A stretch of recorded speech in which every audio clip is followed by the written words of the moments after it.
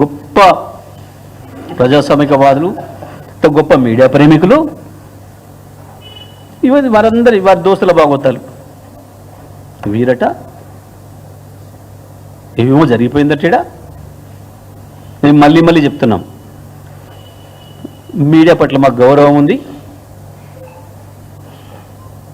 Media విషయంలో మాకేం పంచాయతీ లేదు. స్లాటర్ హౌజ్లను మాత్రం వదిలిపెట్టేది లేదు. ఇది చాలా స్పష్టం. ఇవాళ కాళేశ్వరం పేరు మీద, ఫోన్ ట్యాపింగ్ పేరు మీద కేసీఆర్ కేటీఆర్తో సహా మా బీఆర్ఎస్ కుటుంబం పైన చేస్తున్న దాడి కేవలం మీ వైఫల్యాలను కప్పిపుచ్చుకోవడం కొరకు మీరు ఫెయిల్ అవుతున్నారు కాబట్టి, మీరు ఇచ్చిన హామీలు నెరవేర్చలేక ఫెయిల్ అవుతున్నారు కాబట్టి, ఒకవైపు కేసీఆర్ తెలంగాణను తీసుకున్నాడు కాబట్టి కక్షతోని ఒక వర్గం మీడియా చేస్తున్న దుర్మార్గమైన దాడి తప్ప ఆ ఫోన్ ట్యాపింగ్ కేసు కానీ దానికి ఎటువంటి సంబంధం లేదు కేసీఆర్ కానీ కేటీఆర్ కానీ. ఆధారం లేకుండా ఎవడైనా ఇష్టం వచ్చిన పద్ధతుల్లో మేము ఇట్లా రాస్తాం ఇంకా కొనసాగిస్తామంటే మాత్రం ఎట్టి పరిస్థితులలో కూడా మా చర్యలు ఉంటాయి, అందులో సందేహం లేదు. తప్పకుండా భయం, తప్పు చేసినోడికి భయం ఉంటుంది కదా, భుజాలు తడుకుంటాడు కదా. గుమ్మడికాయ దొంగ అంటే భుజాలు తడుకుంటాడు కదా. మీకు లేదు మీరు అనుకోలేదు, వారికి లేదు వారు అనుకోలేదు, వారికి లేదు వారు అనుకోలేదు, వారికి లేదు వారు అనుకోలేదు. ఎవరు చేస్తే ఆ తప్పు వాళ్ళకు ఉంటుంది భయం. దొంగతనం చేసినోడికే కదా భయం ఉండేది, తప్పు చేసినోడికే కదా భయం ఉండేది. తప్పకుండా మేము దాడేం చేయలేదే, ఇంకా మేము దాడేం చేయలేదే, పరిష్కారం చేసినాం. అయినా అసలు మీరు చేస్తున్న దాడి ముందట మీరు ఒక్క రాతతోని, ఒక్క వాక్యంతోని ఎన్ని లక్షల హృదయాలను గాయపరుస్తున్నారు, ఎంతమంది మీద దాడి చేస్తున్నారు, ఎన్ని లక్షలాది మందిని ఏడిపిస్తున్నారు, ఎన్ని కుటుంబాలకు క్షోభకు గురి చేస్తున్నారు.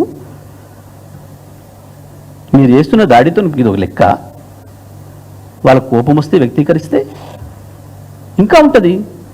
లక్షలాది మంది కదా, కోట్లాది మంది హృదయాలను కదా మీరు గాయపరుస్తుంది. దేనికి హద్దు ఉండాలి కదా దేనికైనా. ఏం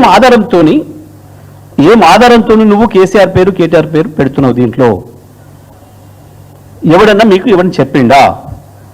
కంప్లైంట్ ఇచ్చినోడు చెప్పిండా? ఎవరైనా ఏ పోలీస్ అధికారి అయినా విచారణ అధికారి చెప్పిండా? పుంకాలుగా ఎందుకు రాస్తున్నారు, ఎట్లా రాస్తున్నారు? దీనికి సమాధానం చెప్పు. నువ్వు నిజమైన మీడియా హౌస్ అయితే దీనికి సమాధానం చెప్పు. ఇప్పటి వరకు ఒక్కరు ఎవరైనా ఇంత దుర్మార్గంగా ఆడవాళ్ళ ఫోటోలు వేసి, కేసీఆర్ ఫోటో కేటీఆర్ ఫోటో వేసి నేను దిగజారట్లేదు. కానీ మా వాళ్ళు చాలామంది అంటున్నారు వాళ్ళ ఎవరితో వీళ్ళతో ఫోటో వేసిండు, మరి వేసినాడు వాళ్ళ కుటుంబ సభ్యుల ఫోటో ఏమను కేసీఆర్తో కేటీఆర్తోనే, మరి అదెందుకు వేస్తలేడు వాళ్ళు మాట్లాడుతున్నారు కింద ప్రజలు. అంత కోపానికి వస్తున్నారు. వాళ్ళ కుటుంబాలు కావా? మీరు వేసిన మహిళల కుటుంబాలు కావా? ఏ కుటుంబంలో ఒకరు వచ్చి కంప్లైంట్ చేసిండ్రా? కేసీఆర్ పేరు కేటీఆర్ పేరు మాట్లాడిందా ఎవరైనా? ఏ విచారణ అధికారి అయినా మాట్లాడిందా ఇప్పటి వరకు కేసీఆర్ కేటీఆర్ల పేర్లో? ఇష్టం వచ్చినట్టు నువ్వు రాయటం, నువ్వు ఇష్టం వచ్చినట్టు మాట్లాడమని దాడి కాకపోతే ఏంది? మా వ్యక్తిత్వ హననం చేసుడు, లక్షలాది మంది మేము కులిపోయేటట్టు చేసుడు అంటే ఏంది? అది వచ్చి చిన్న పనిలాగా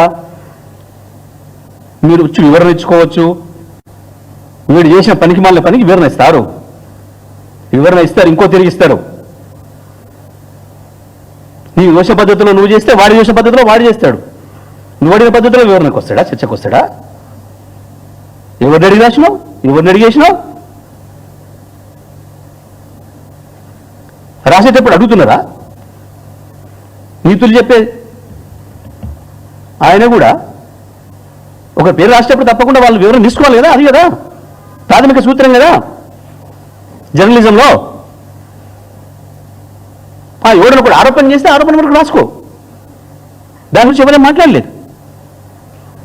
కానీ నువ్వు రాసే స్టోరీలో ఎవడో విచారణాధికారి ఎవడో విచారణ పోయిందని చెప్పి వాడేదో చెప్పిండని చెప్పి నువ్వు రాస్తున్నది, నువ్వు పరకాయ ప్రవేశం చేసి నీకున్న కక్షను కేసీఆర్ పైన కేటీఆర్ పైన ఇంకోటి పైన తీసుకునే పద్ధతిలో నేను రాస్తా ఇష్టం వచ్చినట్టు అంటే ఏం జర్నలిజం అవ్వాలి దీన్ని? జర్నలిజం ఎట్లయితుంది? తప్పకుండా కబైలా హౌజే అవుతుంది, కబైలానే అవుతుంది. చెప్పినా ఆ మంత్రులు నీతి సూత్రాలు ఏ జర్నలిస్ట్ రంగం చెప్పదు, కబైలా హౌజులు మాత్రమే మాట్లాడతాయి, కబైలాలకు మద్దతు మాత్రమే మాట్లాడతారు. మేము మీడియా హౌజుల గురించి అనలేదే, మేము మీడియా హౌజుల జోలికి పోలేదే ఎక్కడ, మేము కబైలా దగ్గరికే పోయినాం. ఓకే ఉంటాయి, ఎందుకు ఉండవు? మావి కూడా ఇంకా కఠినంగా ఉంటాయి, మావి కూడా ఇంకా కఠినంగానే ఉంటాయి. ఈ కఠినాలకి ఏం భయపడడానికి లేము. వీళ్ళకంటే మనవాళ్ళే కదా, వీళ్ళ బాసులే కదా, మేము ఎదుర్కొని వచ్చింది వీళ్ళ బాసులేను కదా. వాళ్ళు తయారు చేసిన బొమ్మలు ఇవి,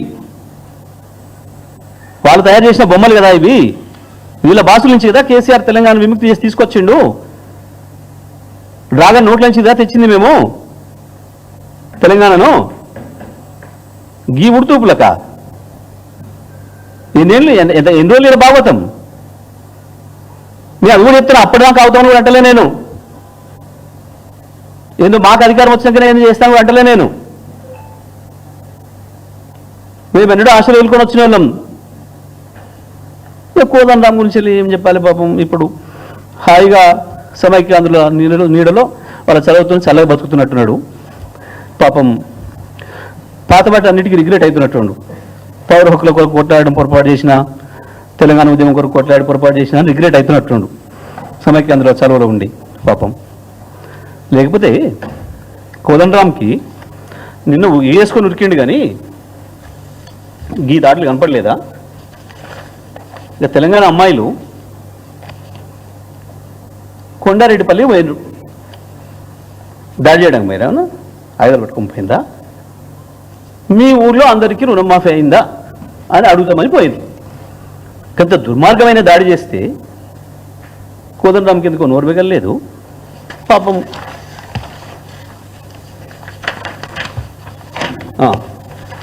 ఈ బాబు ఎవరు? శంకర్.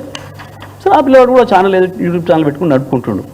గంత దుర్మార్గమైన దాడి చేస్తే కాంగ్రెస్ గుండాలు రేవంత్ సైన్యం పేరు మీద నోరుబెగలేదు ఈ ప్రజాస్వామికవాదులకి, పౌర హక్కులవాదులకి. చిల్క ప్రవీణ్ ఆ పిల్లవాడు తను యూట్యూబ్ ఛానల్ ఏదో పెట్టుకొని నడుపుకుంటున్నాడు. ఎందుకో నోరుబెగలేదు ఈ శాంతిదూతలకి, ఈ ప్రజాస్వామికవాదులకి, ఈ పత్రికా ప్రియులకి. ఎందుకు బెగలే? నీ ఇంటి ముందునే కనపడలేదు. ఇవి తెలంగాణ వాళ్ళే కాబట్టా, వీళ్ళు తెలంగాణ వాదులు కాబట్టా ఇప్పుడు నీకు వాళ్ళు తీయనైనరా? తెలంగాణ వ్యతిరేకులు, తెలంగాణ వ్యతిరేక గోస్ట్ రైటర్లు వాళ్ళు మాత్రమే కనపడుతున్నారు ఇప్పుడు పాపం ఆయనకి.